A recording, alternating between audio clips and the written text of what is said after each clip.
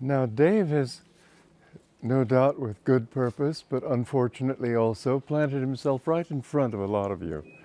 Why don't those who can't see me, there are 3 seats here, several seats over there, why don't you move now? At least I'll get to see you. There's a downside to it, I admit, but nevertheless I'll see you. Pat Kirby, why don't you come over here? Huh?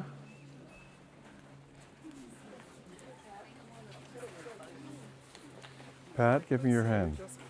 This is Pat Kirby, who is an old friend of mine through email. She read a book of mine called Education for Life and wrote a letter saying that many nice things about the book. Anyway, this is our first chance to meet, and I'm very pleased to meet you. At least not virtually. Right, at least not virtually. Come on, Tracy. There's this place here and there, or can you see me? I'm doing the tape recorder. Ah, okay. Well, when we talk of the eternal now, we're talking in a very different term from the way most of us think. There was a story of a group of 4 Italian ladies who were talking about their sons, boasting as usual. I don't say usual for Italians, usual for mothers. And one woman said, well, my son is a priest and everybody addresses him as father. And the next woman said, well, mine is a bishop and everyone calls him your grace. Well, the third said, mine is the Pope and everyone calls him your holiness. Well, the fourth was out of it altogether and she was thinking, what can I say? Well, my son is very big, 6'4", 6'6", huge, very heavy. Everybody, when he looks at him, he says, oh my God.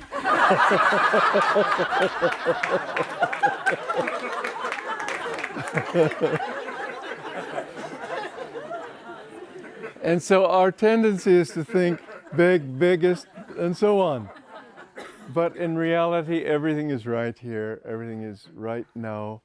And we must understand life in a very different way if we are to gain not just abstract philosophical lessons from it, which is always interesting, but nonetheless not always useful when you've got to make sure you don't cook the souffle too so long that it falls, and don't harden your scrambled eggs too much and so on. You want to think right here, right now.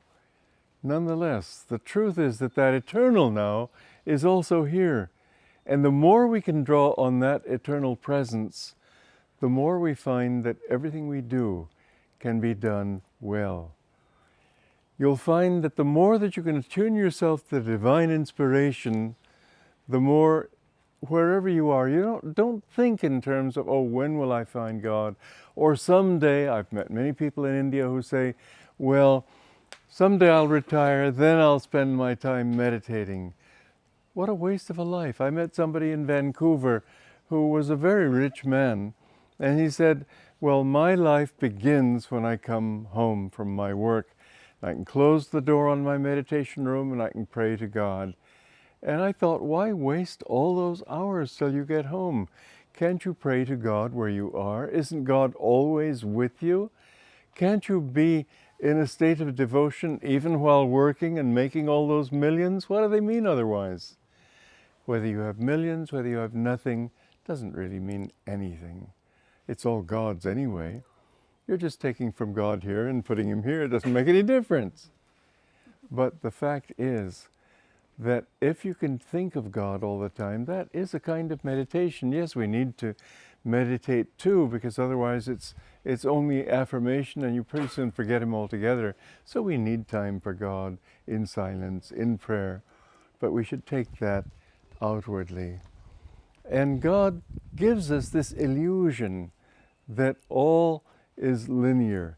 Everything goes from here to here to here. Somebody told me a very interesting story. There was a book I discovered in India. It's called the Book of Brigu. It's not a book the way you and I think of books, that you go to the library and you see a bound volume. It's really a manuscript containing, it takes rooms to house it. but it contains prophecies about the lives of many people in the future.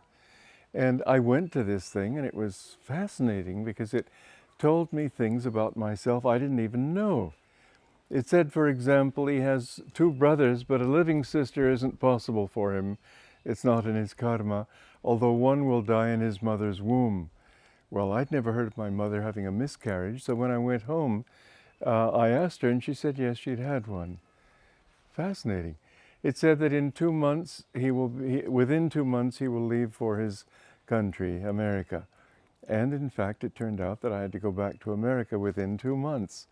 It said that after he gets back, he will be welcomed and given a high position. Well, there was no position in the organization that I was in that I could have that was higher than what I had. But when I got to Japan, the vice president died, and so they made me the vice president. And I always say, Riley, not always, sometimes, Riley, I was the token male on that board of directors. The rest were all women. Anyway, they needed the token male, and I was it. And how could he know? This was something supposed to have been written not just a few years ago, thousands of years ago. Well, here's the fascinating story. Somebody told me that he went to India. He was an Indian but living in Los Angeles and went back for a vacation. He went to this Bhrigu Samhita, and in the reading it said, while this is being read, there will be a thunderclap. And he said the sky was completely blue, well, not a cloud. But just as that was read, there was a loud thunderclap. Now, what does that mean? Does that mean that Bhrigu, back in time, linearly, from us, thousands of years ago, made it happen now? I don't know. I don't know the answer.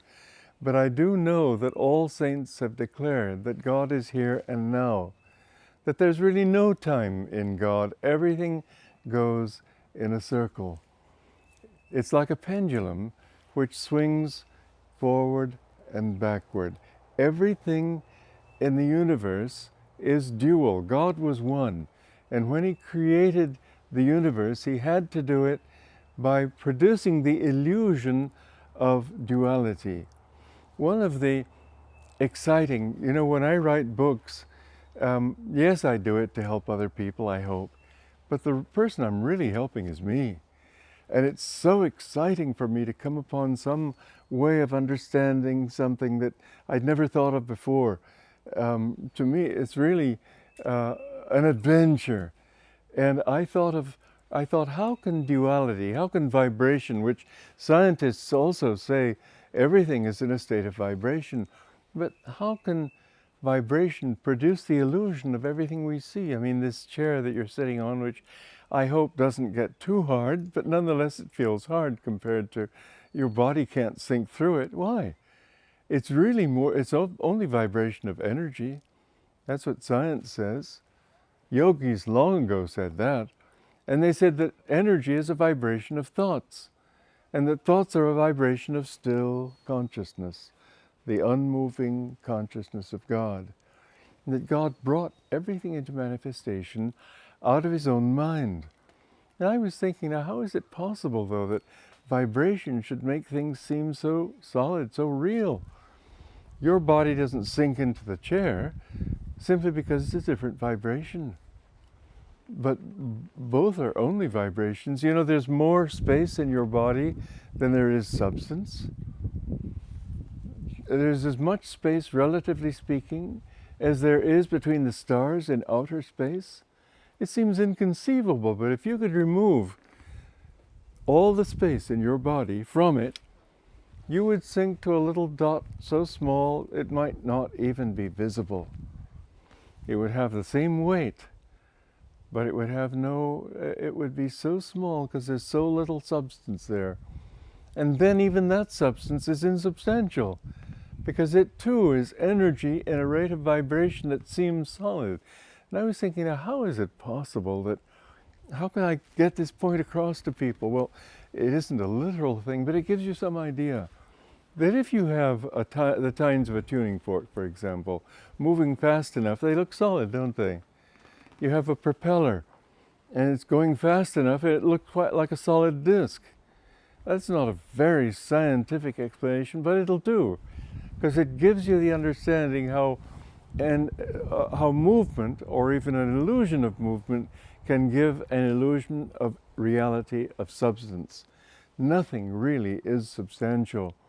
That's how Jesus was able to create wine out of water, how he was able to walk on water. He just changed the vibrations. It's all mind anyway. There was a Sadhu Haridas. He was an Indian sadhu in India. He happened to be in a boat with, excuse me, my tongue is getting parched here. And so he was in this boat with a Christian missionary. And the missionary was trying to convert him. And Sadhu Haridas said, well, what could your Jesus do that I can't do? Because he performed many miracles publicly and so on. The missionary, they were in a boat, it was a natural thing for him to think of. He said, well, he could walk on water. And this Sadhu Haridas said, is that all? He got out of the boat, walked on the water, and the boat followed him wherever he went. Miracles are nothing. Jesus said it too. He said, greater things than this shall ye do. But he said, unless ye see signs and wonders, ye shall not believe. And so he performed miracles, but that's not the real miracle of Christ's life. The real miracle of Christ's life was that he changed people's lives. He changed their consciousness. He made them love God. He inspired them with that love. This is what it is really about. But the illusion of movement gives the illusion of matter. If you think of a planet in space and let's say a sun that gradually moves across the horizon, there would be no way of knowing if that movement took place in 1 second, 1 hour, well, we'd call it a day anyway, but 24 hours, 12 hours, a billion years, there'd be no point of reference for you to be able to say that it took any time at all. You'd measure time, if you tried to, only by that one movement. It wouldn't really exist for you. But then you take into account other things happening. Waves of grass moving, moths and bees and flies, your own breathing, your own heartbeat, and the composite of all these different movements, some of them slow, some of them fast, how time varies for each one of us mentally anyway. If you're really expecting something, 5 minutes can seem like 5 hours. Or, contrary-wise, 5 hours can seem like 5 minutes if you're really involved in something. I remember I was writing a play once in college, and I was so absorbed in it that I hardly knew that time had passed. And I started in the morning and I looked up and it was evening. I couldn't believe my eyes. And not only that, I felt such an exultant joy, because you know, when you really concentrate, this great inner happiness comes. And I remember the snow began falling that evening. I went out and ran in the snow singing, and in those days I used to sing in the streets and paid no attention to anybody. And it was 9 hours passed, and yet it seemed like 9 minutes or less. No time passed. Time is an illusion. There's really no yesterday, today, and tomorrow. That's how saints, many saints, have made this statement in all religions. It's not just one particular saint makes this declaration. It's just the experience of every soul. It goes beyond time and space into the timeless now. But that now is not then. People think, when will I have God, like the reading that Christy just read to us? When will I do this? When will that happen? I was saying this yesterday, and it's something to think about, really. It first dawned on me really strongly when I was reading and editing Yogananda's, the quatrains of Omar Khayyam. He wrote an explanation for them, and I edited them, because he didn't want to bother with the fine points of editing. And as a writer who edits his own work, I can tell you that really editing is, you can compare it to plumbing. It's just putting the pipes together in such a way that the words flow right. the thoughts flow right, but the real inspiration was there already. It was just a matter, and this is why he didn't want to bother with that kind of thinking. It's a lower level of thinking necessary to get your points across to the public, but for a master, just not worth it. So when you think, why did he need editing? Why couldn't he just do it all himself? That's why. He wouldn't. He could. He edited Whispers from Eternity himself, did a beautiful job, but he just didn't want to. And besides, that way we grew too. So anyway, I was working on this, and I was so struck by how Yogananda tuned in to Omar Khayyam, not to Edward Fitzgerald who translated it, but to Omar Khayyam's consciousness. I had a very good illustration of it too, a proof of it. I was lecturing in Sydney, Australia on this book, and somebody raised a hand and he said, well, you know, in this particular stanza, the stanza seems to say one thing and the interpretation something different. And I said, you know, that thought did come to me sometimes, but as I got into it more deeply, I saw that it wasn't. Yogananda really did tune in. But then a woman raised her hand. This was the interesting part. She said, I'm from Iran and my language is Persian. I can read ancient Persian. And so she said, I can say that from the original Persian, his explanation is exact. Edward Fitzgerald missed the point. Yogananda didn't. You see, he tuned in. This is how he wrote the explanations, interpretations of the Bible. He actually prayed to Jesus, am I saying what you want? And he had a vision of Jesus and he saw the Holy Grail come from the lips of Jesus to Yogananda's lips. And Jesus said, the cup from which I drink, thou dost drink. But he tuned in. Those masters are living now. Jesus is just as much alive today as he was 2,000 years ago. Like that beautiful story of Saint Teresa of Avila, who in her old age was crossing a stream, she wanted to found a new monastery, and the stream was in flood, and the horse she was on missed its footing and fell into the water, and here she was, an old woman, and all her disciples thought she was drowned. But she suddenly found herself on the opposite bank, completely dry. And Jesus was standing in front of her. And he said, don't feel too badly, Teresa. This is how I treat all my friends. And she said, oh, my Lord, that is why you have so few.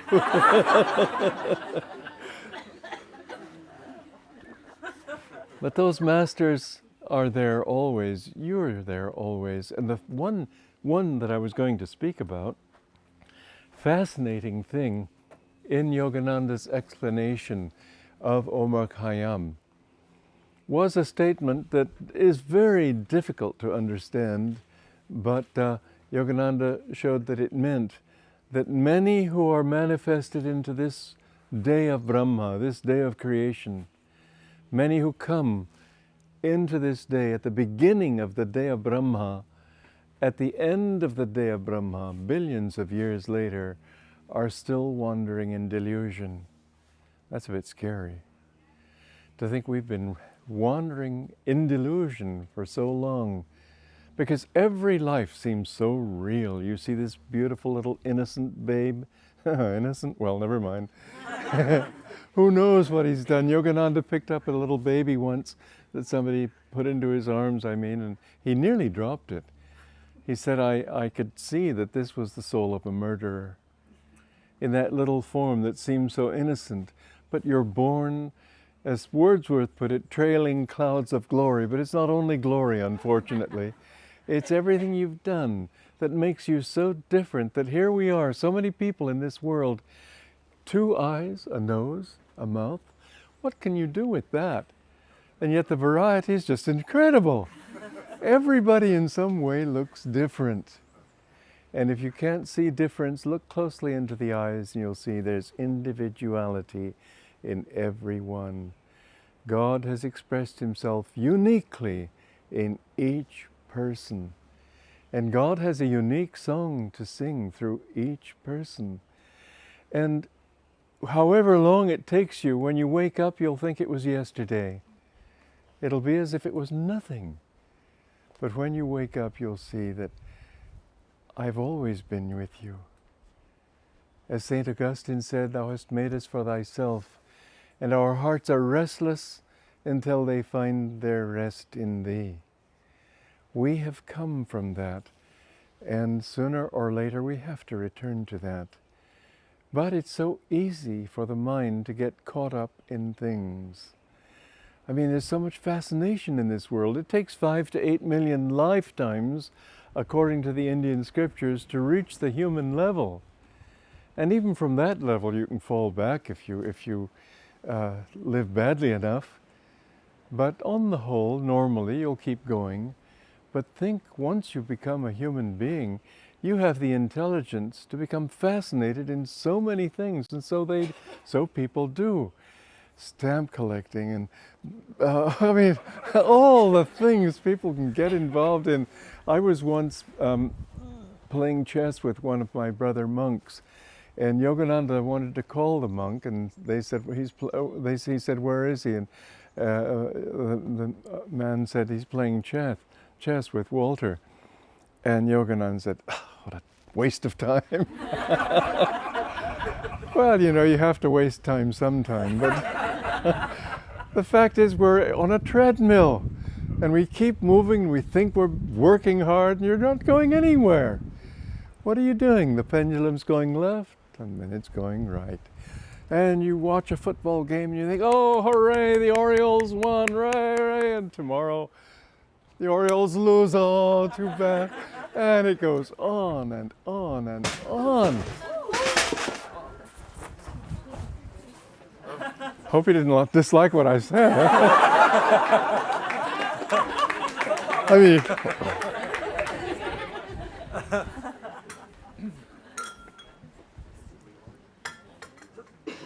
we didn't break the picture, that's good. And so, you know, one time I was in Malibu outside Los Angeles giving a lecture, and I was talking about Sai Baba. I wasn't talking about Sai Baba. I was saying that you don't have to go looking for your guru. Wherever you are, if you're sincere, your guru will appear. And because he will come to you, God will send him to you. Anyway, I was saying this, and somebody was sitting under a picture of Sai Baba, and this man was a disciple of Sai Baba, wanted to become a disciple, hadn't yet met him. And just as I said, you don't have to go to India to find him, he'll come to you right here. That picture fell off the wall and landed face up in his lap.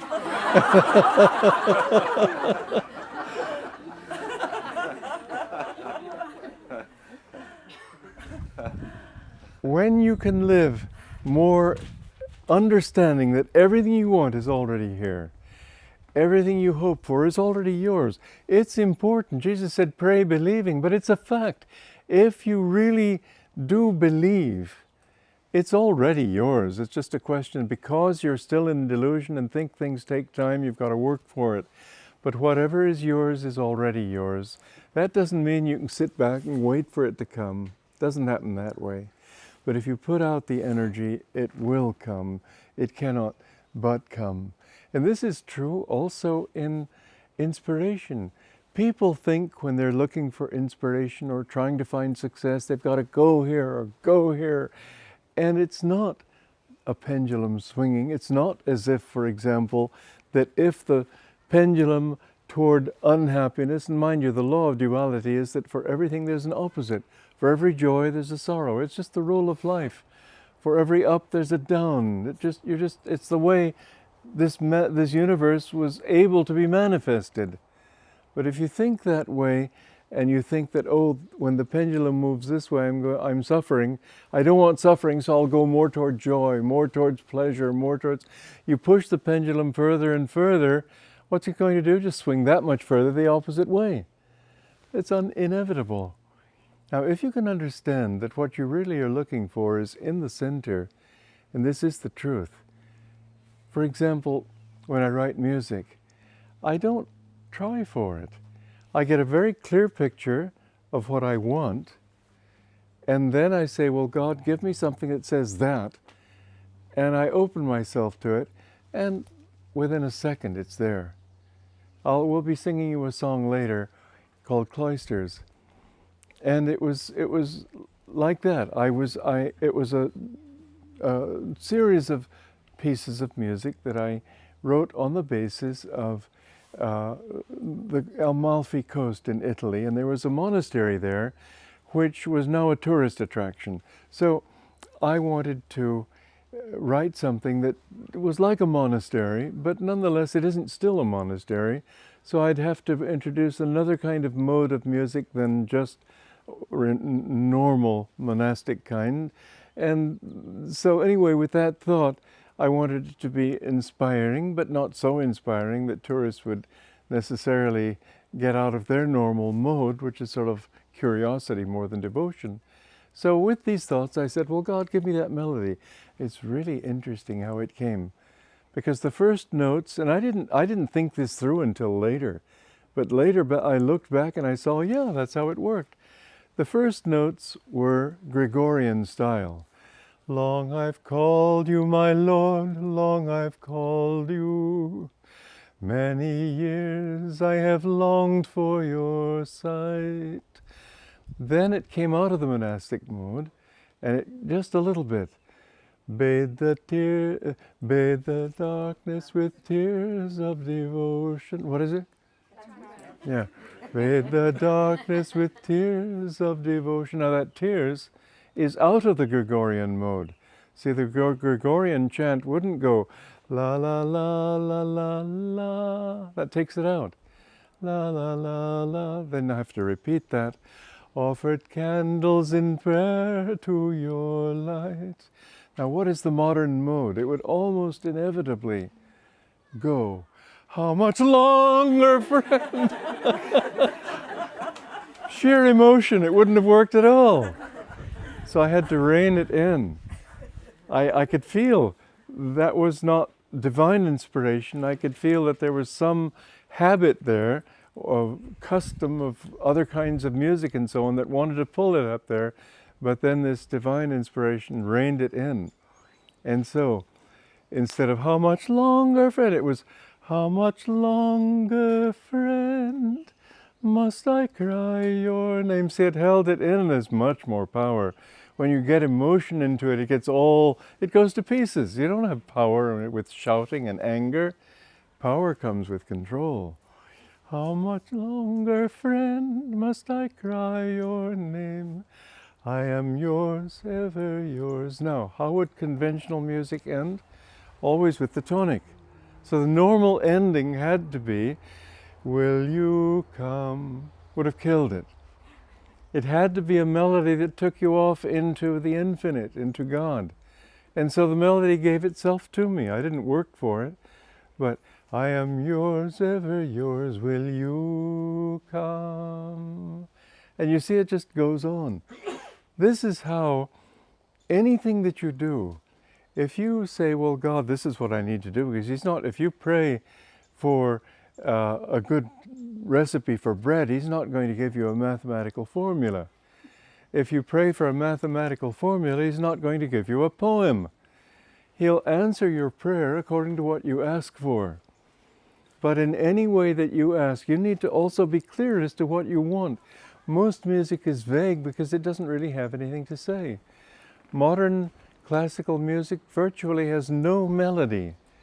Why? Because melody expresses your aspiration. Melody expresses your beliefs, your faith. There's no faith, there's no aspiration. People don't believe in anything real anymore, at least at this time in history. As a result, there are no melodies. But if you can really ask clearly what you want, that's again why so much popular music does have beautiful melodies. Because at least things like human love are things everybody understands. Whereas if they're trying to talk about some abstraction, they don't get a melody because they don't know what they're thinking about. But if you have a beautiful melody like night and day, you are the one, it's beautiful. It's a human emotion, but even that can be turned to God.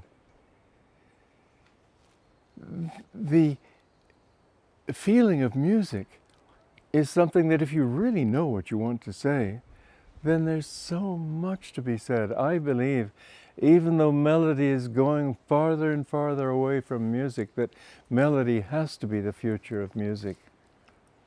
That basically music is melody and everything else is supportive. You know, in many cultures they don't have anything but melody and rhythm. They don't have harmonies. I know that according to historians, we in the West created harmony. I find that impossible to believe, personally. I think harmony is too much a part of our nature for it to be something only we discovered. And in fact, if you listen to the tribes of Africa singing, they have a wonderful sense of harmony as they're walking through the forest and whatever. It's something that has to be a part of it. But melody is the most important part of all. And if you listen to Indian music, for example, it's all melody. Amashadna mitilo ashana purilo shokuli pura jama. It's my hopes haven't been fulfilled. Everything in life seems worthless to me. How everything is going away because, Mother, I don't have you. A prayer to God. Beautiful. And the melody says it. But melody says what's in the heart. And if you know what's in your heart, and if you know what you want, that melody will come to you. And it's the same thing with everything. Cooking. I know Yogananda was a great cook. In fact, I remember some jealous Swami from India who really he was always jealous of Yogananda. And once he said, "Oh yes, I know Yogananda. He's a very good cook." Well, in fact, he was a good cook. But you know, he said he cooked with his mind up here. And even for cooking, he would ask God and he would feel the taste here. And he would know just what to put in. How much seasoning, how much water, how much everything. Well, in anything that you do, whether it be business, don't think that money is materialistic. Money used for a good purpose, earned for a good purpose, money shared with others, money given to God, this is a good thing. Money earned honorably just to keep your family in comfort is right. To think of money and only money becomes greed. Greed, however, can be in anything that you're doing. If you want too much, that's greed. Moderation in everything, fine. And so if you have a clear picture of what you want, whether it be food, mathematics, poetry, so much poetry is just, I think the whole purpose is that people have nothing to say and don't want anybody else to know it. And so they try to be so vague that nobody knows what they're saying. They don't know either. But everybody will say, "Oh, that's deep." The truth is that clarity, if you read the sayings of Jesus, if you read the Bhagavad Gita, yes, there's a lot there you can't understand, but it's put so simply, so clearly, that you can understand what you've experienced. You just know that once you've experienced more, you'll understand more. Because clarity is essential. That's why we call our publishing house Crystal Clarity Publishers. We want clarity in everything. Don't think that by vagueness you can express God. It's something that's very real, very dynamic. I remember down in Big Sur in California once, I met an innkeeper. He was a big bear of a man like this, and we got onto the subject of God. And I was saying that I think I've met many more, but at the time I could count mentally quickly about 6 people. I said, I think I've met who I thought knew God. He put out a hairy paw. He said, "Shake, you just met the 7th.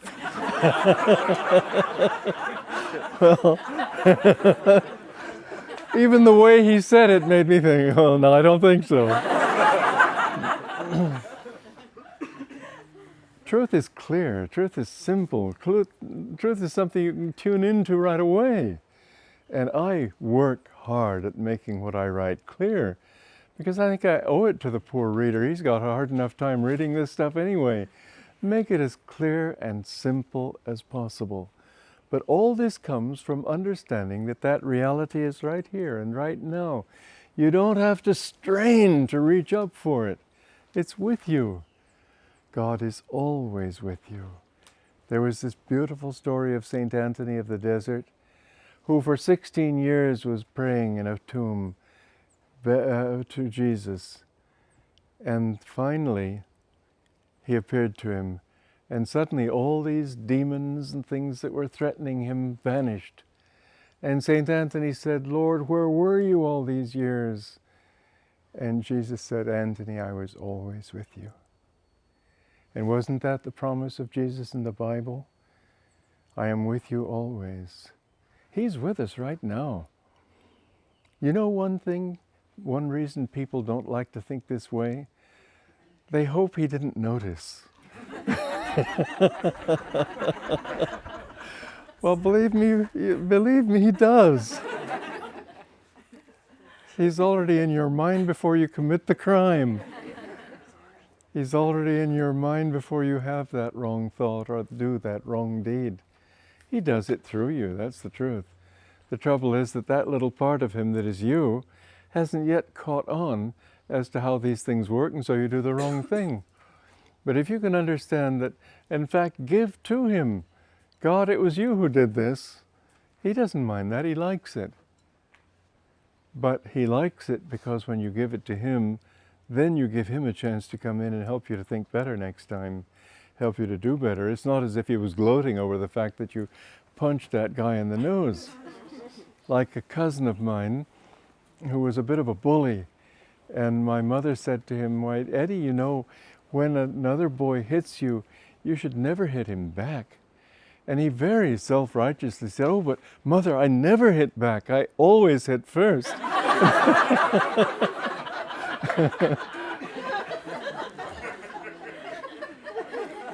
Well, Eddie just didn't understand. But the fact is that God puts all of these delusions, it's not that he puts them into our mind, it's that everything being consciousness, everything being spun out of his consciousness, there's so many different levels of that consciousness that we can draw on. And you can draw on the darkness, you can draw on the light. And when you think that, well, I couldn't possibly be like a saint. I mean, give up my beer? Or give up getting angry every now and then? Or give up whoever I am because you think that's who you are, but you're not. You're only acting that way. You know, all those saints, well, they were like you at one time, and a heck of a lot worse than you. As Yogananda said, a saint is a sinner who never gave up. Every saint has been through it all. If they can understand you, it's because they've done it.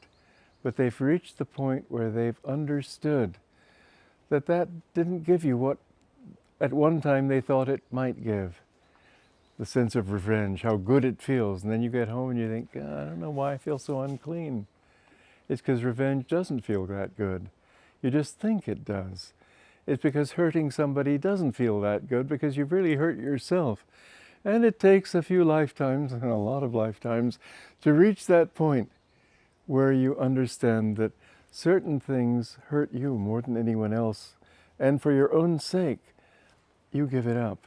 And it becomes like stale cheese. And the saints look back and they don't look at you and think, oh, what an evil man you are. They think, yeah, I was that stupid once myself. And they want to help you. And so bit by bit, they inspire you to become that. And the funny thing is that all the things that you think of as identical with yourself are not you. And when you find union with God, this is what they all say. All those things just, they don't mean anything to you. You don't have to renounce. They just, so what's it all about? I mean, you have no desire to bark like a dog. When you see a bone on the ground, you don't think of gnawing at it. One time you did. You've lost those tastes. Someday you'll wake up and you won't recognize yourself anymore. you'll be a saint. Jesus did not come on earth to show us how great he was.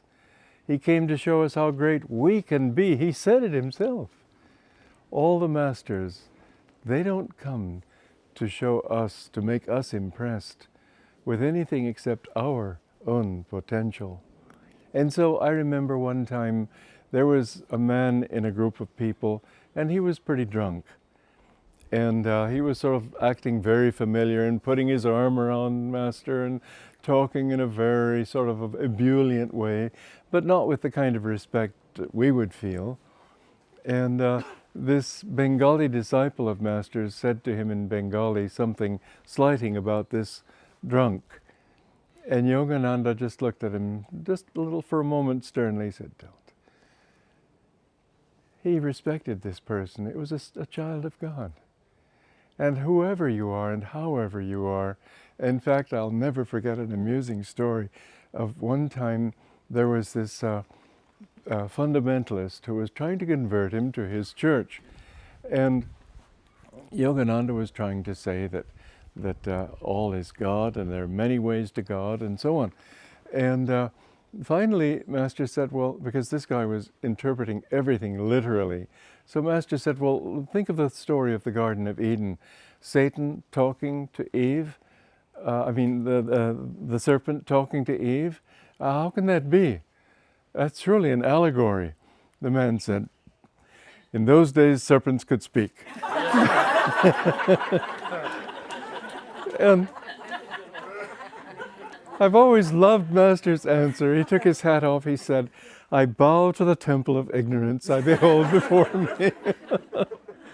But even in that, he could be humorous, but the bowing was sincere. Somebody wrote him a letter full of false accusations and so on. When Master saw him, I was there, and when Master saw him, he said, really, you should take up writing. That was the best letter Satan ever wrote me. But in the end, the Masters know that all of us are gods asleep, that's all. We have to wake up. But to wake up, don't think that it's way off there in the future. Don't think, well, look at me, God, saint, what a joke. No, it's not a joke. You know, one time, I was very deeply impressed with this one. They saw me back, he told me to grow a beard when I was only 23. And in those days, no men wore beards. And so it looked kind of odd. But people seeing me decided I looked like Jesus Christ, because he had a beard, I had a beard. Okay. So they asked me to play the part of Christ in this tableau that they were doing. And it was Christ at Gethsemane, and all I had to do was sort of sigh, so it was simple. No acting task. Anyway, afterwards he said that many of them said, you looked like Christ up there. And I said, well, sir, I'd rather be like him than look like him. Well, here's what impressed me. He said, that will come. Completely matter-of-factly. He saw all of us as potential Christs. He didn't see us in terms of our illusions and delusions, our faults and weaknesses. He saw us all in terms of our potential. Someday it will come. Someday you will be like that. Why think then? Why think someday? Why not think right now? As Yogananda used to say, the thing I love about America is the saying, eventually, why not now? Why not now? Why think? Just think how many lives you've been going. And remember what duality means. The pendulum swings this way, then it swings this way, and then it swings this way, and then it swings this way, and it goes on and on and on. And yet, finally, it all ends in nothing, because duality has to be cancelled out. Every plus is cancelled by a minus. So the sum total is zero. And so every lifetime, somebody begins his life thinking, oh, I'm going to be an engineer, or I'm going to have a lovely home and nice children, or I'm going to be this or that, and all their efforts are put forth. And usually at the end, there's a certain amount of disillusionment and bitterness. Fortunately, not always, but still. You never get what you want. You can't. It's like a carrot on a stick. In fact, the sum total of all your satisfactions and failures, victory, defeat, everything, the sum total mathematically cannot be anything but zero. Now, what do you think? Billions of lives, all for nothing? And that's literally what it is. Nothing. Why not give God a little time? Actually, Sukadeva, a great saint in India, said, all time is wasted that is not spent seeking God. I don't mean you have to sit in meditation all the time. You'd go to sleep. Might as well face it, you're not ready to sit there in samadhi. Do a little bit. Do what you can. Do what you can do with your mind active and awake and alert. And the rest of the time, whatever you do, just keep thinking of God every now and then. Frank Laubach was a great Christian missionary. And I had a chance to meet him shortly before he died. He said, I'm suffering from an incurable disease. And I expressed sympathy, and he said, yes, old age. But he was alone in Mindanao, I think that's how you pronounce it, in the Philippines. And his wife and family were away, and he was all alone and with a lot of people who weren't of his faith. And he was, in a sense, lonely, but he thought, why waste time being lonely? I'm going to do something I should have done years ago as a missionary and a minister. I'm going to try to make God a constant companion. And so all that time that he was there, he thought of God not as he. Think how many hymns just speak of he. Why not you? And why so pompously? Why not talk to him intimately? That's why they say thou. Now, thou in English sounds formal, but it was meant to be that which, the way you'd address your own wife and husband and children. Your very own. Think of him as you. And try to share every thought with him. This is what Frank Laubach did. And in sharing every thought, when he was eating breakfast, he would say, well, God, I'm having breakfast with you. When he was walking, God, I'm sharing this walk with you. I feel your energy. I hear your voice in the birds. I feel your strength in the wind, and your cleansing purity in the rain. And every thought he had, he made an effort of will to think to God, so that he found that it was difficult to affirm in the morning and then wake up and sort of at the end of the day and realize you haven't done it at all. So he said, okay, 1 hour. I know when I was in charge of the monks at SRF, Master wanted us to keep silence and at the table, but they couldn't do it. So I said, okay, let's try it one meal at a time. Let's do it at dinner, because we'll have just come from meditation. And it was a little hard at first, but after a while it was not so hard, and finally they kept silence. Then I said, well, now why don't we keep silence at breakfast, because we've just come from meditation. So it wasn't so hard then. We never had to decide to do it at lunch. Nobody wanted to speak anymore. It was so nice to be silent. So if you try something, put your mind to it. Don't think vaguely, yes, I've got to, like New Year's resolutions, that you have to make the same resolution every year because you didn't keep one for one day in the past year.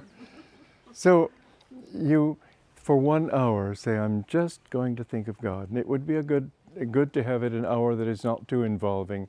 Maybe you take a walk, whatever, but while you're washing the dishes, instead of just turning on the radio and hearing a lot of noise, just think of God. 1 hour, it's not that much, but you'll find that it's awfully nice. In fact, it's wonderful. And the more you feel, the more you talk of him, the more he talks to you. And the more he talks to you, the more his joy fills you. And so you begin to find that that hour went by very nicely. And it takes a little willpower, yes, but then another hour, and pretty soon it becomes a habit. This is how Frank Laubach felt, that wherever he went, he just felt that God was just behind each tree, each bush, everything, behind his own thoughts. He was a wonderful man, but this is something that all people can do. And I proposed an experiment yesterday. This is an experiment too. Just try it. Think of God as right here, right now. Not, oh, someday I'll die and I'll meet him. No, God is here today. And when you can feel him with you, you will be amazed at how many answers come to you. You know, when I write a book, I don't make a plan for the book. I don't even know usually what I'm going to say on the next page. But I ask him, and I'm just amazed to see how much comes out. That at least it inspires me. I don't know about anybody else, but I love the stuff. Because it's filled with joy that I feel while writing it. And also I feel that I'm writing for a friend. I always visualize my reader as sitting just across the desk from me, neither male nor female, just a person, and I'm talking to him. And so what I write is, in that sense, like a conversation. If you can feel that everything is now, you will have him today.